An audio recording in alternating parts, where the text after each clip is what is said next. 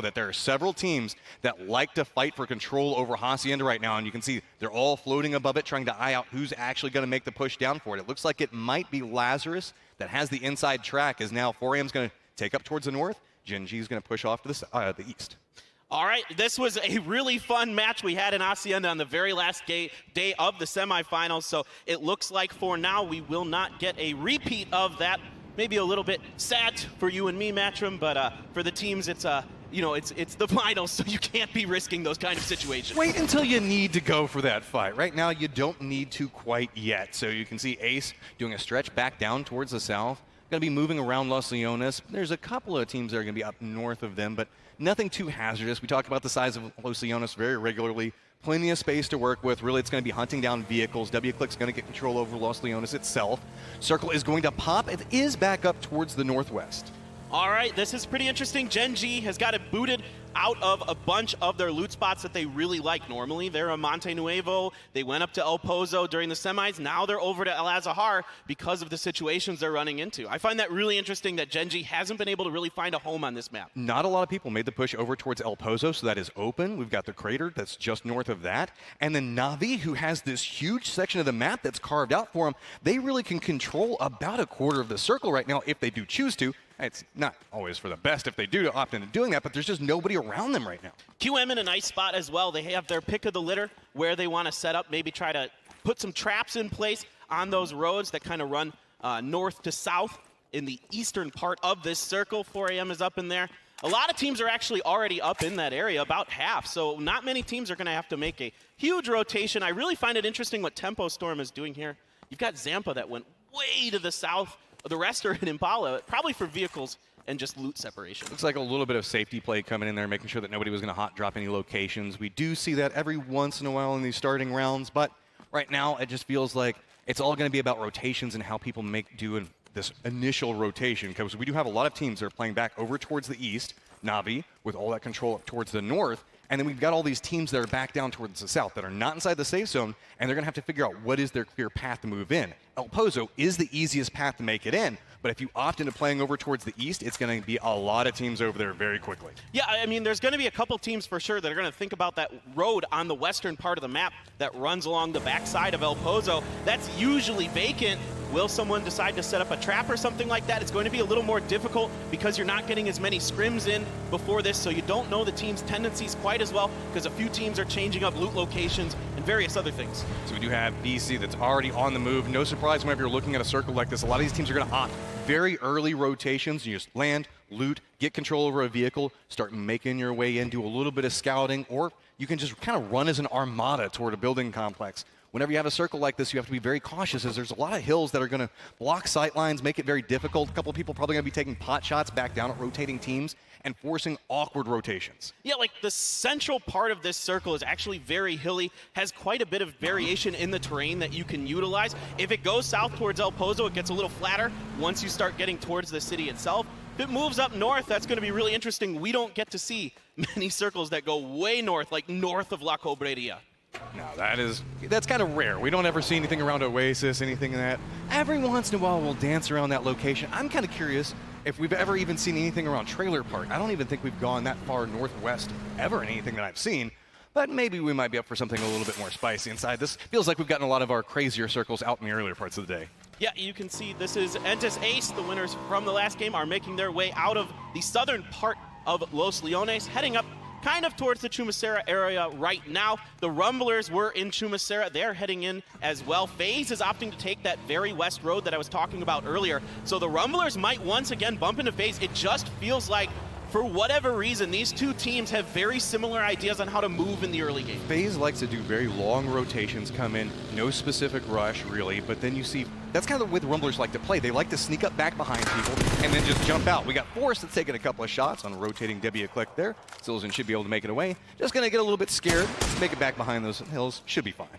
Yeah, it looks like Kale isn't really able to connect with much onto the members of WClick. Harold coming down And then Kale's still there, still putting some pot shots, but there's enough of a hill here that WClick can utilize to keep themselves outside of Kale's line of sight. Also feeding information back over about how much damage you took whenever you make one of those pushes. Like, hey, there's only one person there, so we can continue the rotation. Just be very careful off on this angle, and you can see as well the rest of the teams to make their way through. And I love this. Being able to see how people rotate and how they actually loot in these earlier stages. Look at how all of these teams make sure to keep distance from each other. They have certain buildings that they like to drop to. Everybody cleans up every building around it, regroups, and then the rotation kicks off. Yeah, this is a really neat, interesting angle we get there. Doya's going to let some members of WClick pass. Maybe he's going to take some shots at Rival. Yes, he does. He's able to get one headshot. Is not able to get another one to land. Doya has to be so cautious with that. Sometimes you can just take a tire to the face. Doya's trying to follow up on it, but it looks like Ribbo's going to be able to break sightline back down next to that road, so the hill's going to protect him. The rest of the teammates going to come through, and we got WClick caught up in rotation. Yeah, don't go over towards the loop, man. I know you want to. Everybody is tempted. Just keep on going.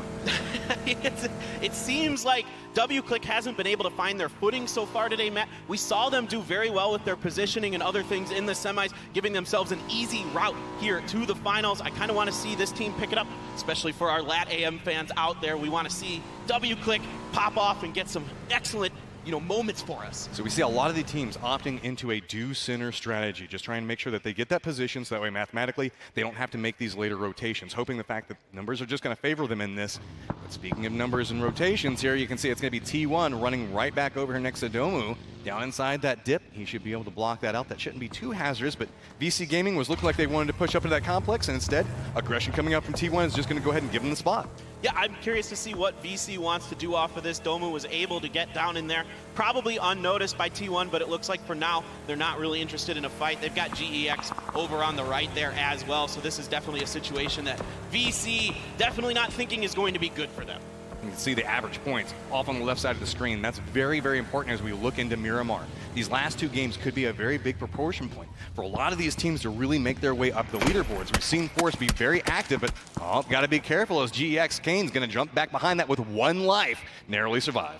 Yeah, H-Win was almost to put Kane down there, just shy of it with that one hit point. He's able to get his first aid off. Nerf is going to find a Murado for himself, potentially. He's just going to take some painkillers first and then maybe get in a vehicle as the circle is closing and teams are getting to ready to make their phase 2 rotations.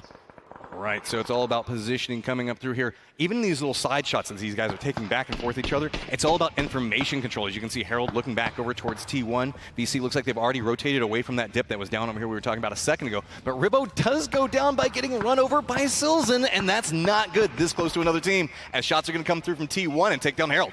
That is 2 knocks for WClick right now. Let's see if T1 wants to push on this. It looks like they are going to get a little bit aggressive, see if they can maybe capitalize on this. But DJ Boy's putting some nice shots. He gets the knock onto Helen. That's a bit of a disaster for T1. That's going to stop T1 in the tracks off of that one angle, but looks like they're pushing around the side of this. They still want to make their push back over towards WClick. Going to go for that spray back over towards at least get 1 point. Goes for the peek around the other side. Nice shots back on this, so Adder's just going to retreat. Very happy with the amount of damage they got off.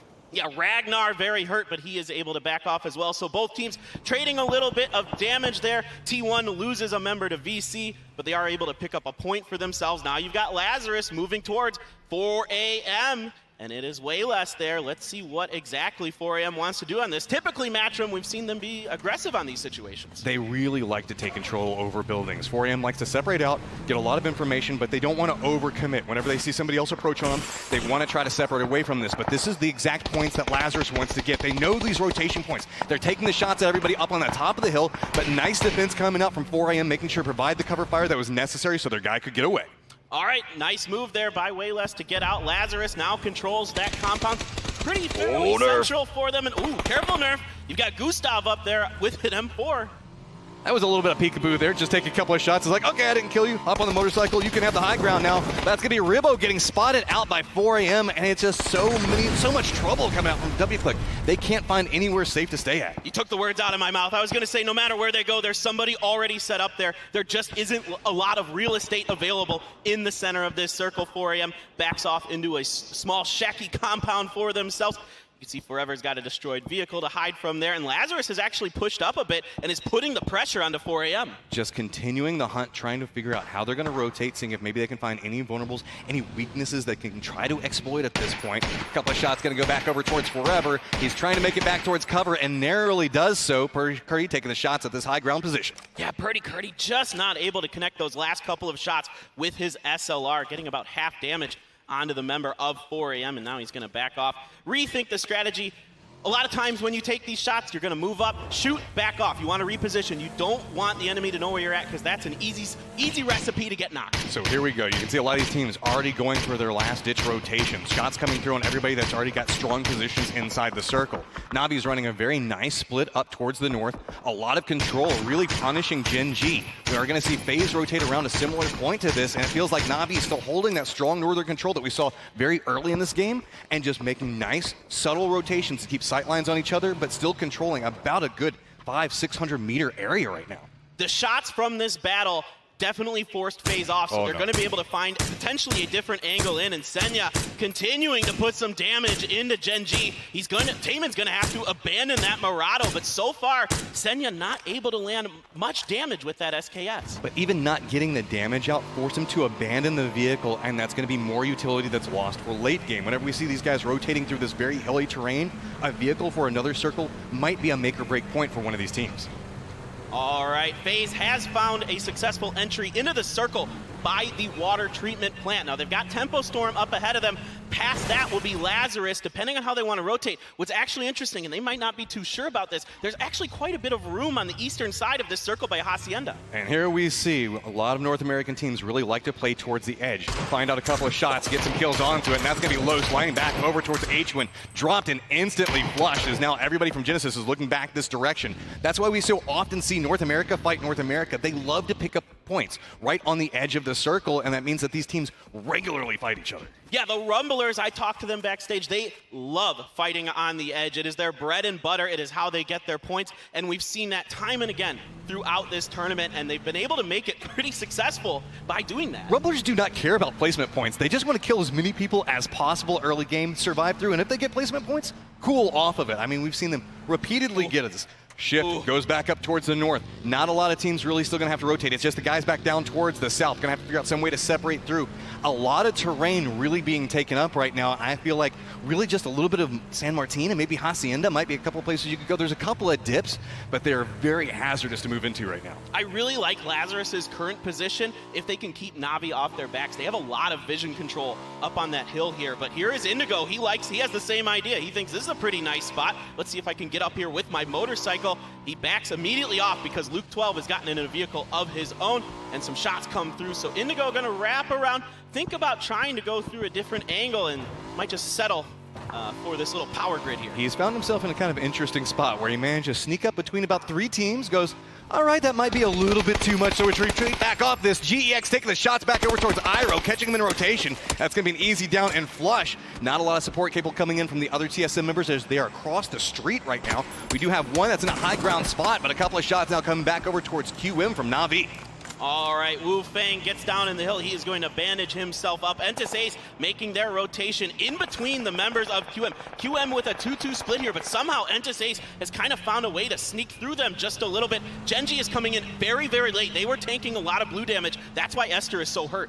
Now see how the rotations were coming through. Rumbler's been bouncing around different sections of the map. FaZe also making that rotation way around the north. We see that to be very common with FaZe. That's like how they like to rotate into this. But GEX has a lot of sight lines back on different people rotating, but it's all focused right now back over towards TSM.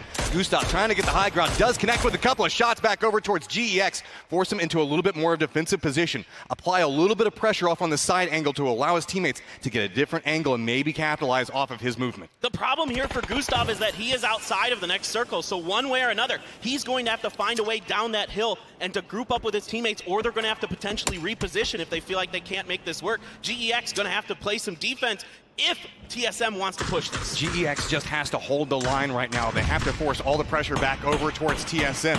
Michael's going for the peek on the side of this, but Shyway's not going to have the angle for it. This is aggression coming out from Rory. Just runs across, got the support of Gustav off on that high hill. You can see Shyway trying to prep up the grenade. It's going to throw off to one side, but it's not going to connect as Rory does manage to separate off to the side of this. Rory taking some damage and gets aggressive anyway. I like the play. I like the confidence from Rory. Almost catches the member of GEX with a grenade in his hand. Now Shyway's cooking another one. Will that find TSM? No, that one is just off the mark. Rory, now Gustav has finally made his way in on the buggy for the support. This is a peak battle back and forth. It's all about angles and controlling them right now. So slowly and steadily, TSM is forcing GEX back to be more contained, and sooner or later they're going to find the angle for it. See, Michael is still caught outside the blue right now, so Rory's also caught up on it, now starting to make their push on this. Gustav is going to walk right up next to GEX. The spray's going to come through. Nice shots coming out of that, and that's going to buy them a little bit more space to work with. That is a big win there for TSM in this fight. They needed to get Shyway down to create space for themselves to get inside of here.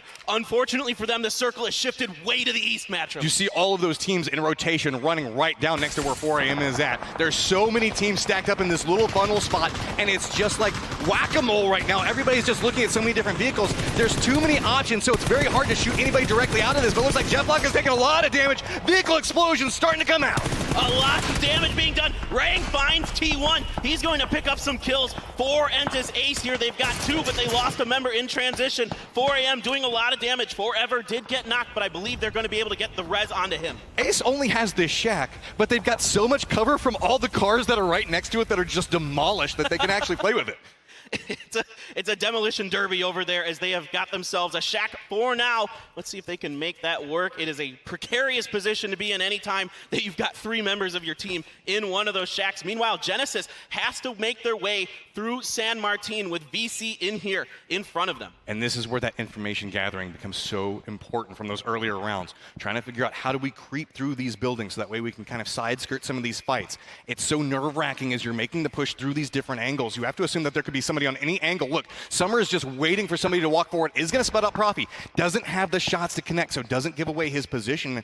So with this, we might see a couple of these guys kind of leapfrog each other, and it's just about information getting fed back over as Profi's finding himself in a very dangerous spot, caught up between 3 different members, but it's going to be Tide that goes down off the push from Profi. Wow, Profi with a nice play there to get Tide. Tide had been fed the information from Summer. He knew full well Profi was coming. He's to your left, K-Mine. He's to your left.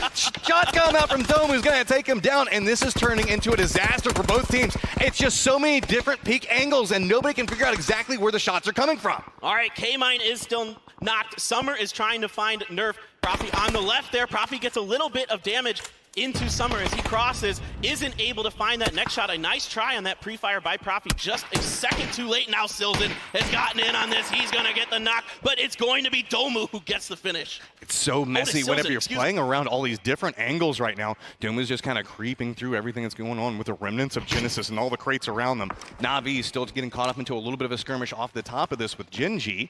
Looks like they've started to have to surrender some of their control, now firmly regrouping back up together. But there's a lot of teams that are starting to push into that northern area, instead opting for good sight lines, more controlled locations. Yeah, this hill that Lazarus has been controlling is a very valued location. You can see why. There's 3 teams up here. Genji is on the other side of this as well. TSM is pushing up. They have found Wu Fang. That is going to be an easy flush here for Gustav. TSM on the push. There's only 2 left. They are taking a bunch of damage. They are very battered. We still have the fight that's going on with VC and W-Click back down towards the south. Everybody's just trying to separate away from San Martin, but it is so dangerous off this. You can see W-Click still looking back down towards VC, and it's going to be Rory going down to the blue and going down in 13th place as TSM is eliminated. Yeah, TSM just had so much damage done to them in their battles throughout that match. They will go down. Now VC is in the blue themselves, trying to find some way to potentially get up to the back of this hill, but W-Click is up there, and Na'Vi is fighting with QM right now. Making the push right up on top of this. You can see QM has 2 members that already have lost 1. Another is down, just throwing out the blind grenades. It's going to be easy, slowly creeping up onto this. Are we going to see an angle back over Pokemaladoy as it's getting very, very hazardous. 1 solid grenade could land on top of QM and just destroy them, and it's going to be exactly what happens. That was a great grenade from Pokemaladoy. It finds the crevice that QM was stuck in. Those are really dangerous positions to be in on sometimes this map. Entis Ace making a run. Tempo Storm is right there to put a bunch of damage in them. That vehicle is on fire. Somehow Rang is able to get up there and get in that shack. You see him slam on the brakes at the end of that. Had to be so cautious not to hit it going full speed. Doesn't want to take any extra damage. Somehow Ace managed to survive through it, and it's going to be W-Click that actually comes up on the top of that fight over with VC. Well, that's what happens when you're in these cities. You take the location that is closest to the center. If you are forced into a city, the optimal position to be is at the edge of the city because you are the ones who get to gatekeep, play that defensive position, and then you also have the information on what's going on outside of the city. So 4Am's trying to figure out, okay, how are we going to leapfrog these teams to make it back in the next safe zone? They're going to opt into playing next to the wreckage of all those vehicles we saw beforehand. Cut a path on the side of this. There are going to be two teams that get sightlines down in the low ground, and then Navi is going to have a sightline up towards the north. They've got to be very careful on this rotation. They're going to run right into a trap. A lot of shots starting to come through. Somehow 4AM is managing to survive through this. Wow, Xiao Lu able to turn on a dime there and avoid Navi. He saw them right away now. Gen G trying to get on the action as well. They have found Forever and the other members of 4AM. A grenade is coming through, but two members of 4AM are down. Wayless is about half-life right now, just trying to survive. The grenade's going to come out. Big battle back and forth. Wayless is somehow dodging these shots and it's trying to get up into this. But now it's just one member of 4AM trying to fight back Navi, but instead it's going to be Gen G that takes him down. Gen G's Taemin puts the nail in the coffin of 4AM. Now it is Fuzzface and the members of FaZe who are coming up on the back of this, trying to third party. They find Esther. How do we see these reses trying to come through? I was going to say that is so brazen. Got Fuzzface, takes a couple of shots back over towards him. A lot of control really coming back over towards FaZe now as they have so much control in the north. Navi just runs right up into the middle of Gen G. They're just done with it. They're like, we don't even want to deal with you anymore. Somehow Peel is able to survive and get behind this truck, but he is basically dead to rights. Fuzzface has stepped up over the hill and is now putting shots into Navi. They have one knock. They're going for the res. The other members are pushing up, trying to buy some time. Peel is done. Bestalach finishes Gen G off. You know Fuzzface was sitting up there. That grenade could be big, though. I can't believe what we're watching off of this. Now Navi has to get the res back. And again, I was going to say, FaZe was just watching that guy be like, what the hell is going on? But now that's just turning into sheer chaos over there. Look at how much of this circle FaZe controls. They control the entire ridge line west of water treatment. You've got Fuzz on the back. This is looking very good for FaZe right now. So now we have Lazarus caught up in a little bit of a skirmish. W-Click grenade's going to go through off of this. Still 4 members up for Lazarus. Now just 1 on W-Click. But both of these teams need to make their way towards a safe zone. And while it's not going to be too safe, there's not a lot of cover to be had. So now we do see Lazarus capable of making that push. But where do they go? Well, they've got a lot of room to work with inside of the circle. The bad news is it's pretty flat and there isn't a ton of cover available, and the circle is pushing them in towards Tempo Storm and the surviving member of Entis Ace, Rang, who has gone from shack to shack here and has found himself some placement points at least. It's going to be about hay bales coming through this. Shots coming out from Forrest. Going to go ahead and finish off Rumblers there. Still being fairly contained back over towards the east. It looks like that's going to be the approach point that FaZe is going to try to go for. And you can now see Lazarus is throwing out smokes, but there's just nowhere to go. We do have FaZe that has a sightline back over towards it. How much utility does Lazarus have? Can they even get close enough to actually start taking shots towards anything? They've got how many? What? That's about 6, 7 smokes down right now. How much more utility do they have left? I was going to say they have a bit of a lift to work with, but then Uba and the members of Fuzzface have the angle on the southern side of this to put a ton of pressure on them. You can see Uba is just spraying in there, hoping to get some damage. He sees Entis Force up in that crevasse as well.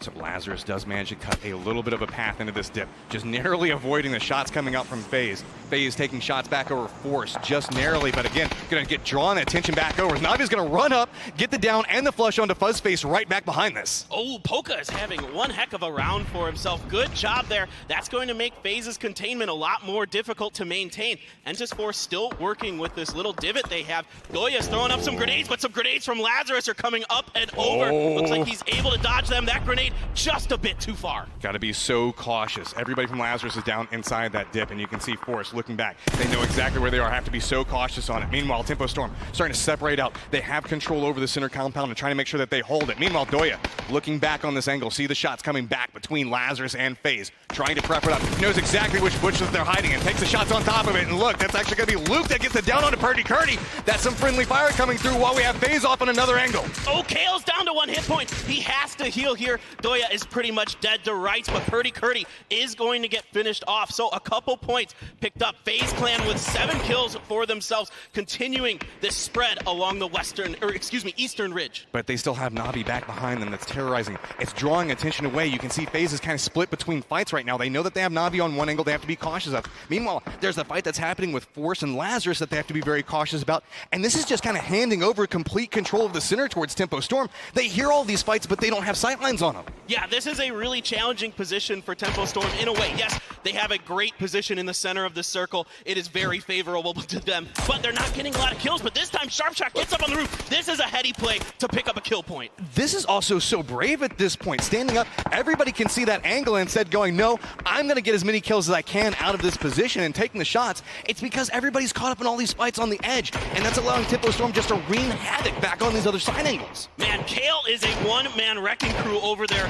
for Lazarus. He gets the knock onto Luke, but is he going to get the finish? Because Uba seems to have some kind of angle. There we go. Finally, Uba is going to steal that kill. Making their way up to 9 kills right now. Kale is just kind of caught off on this dip.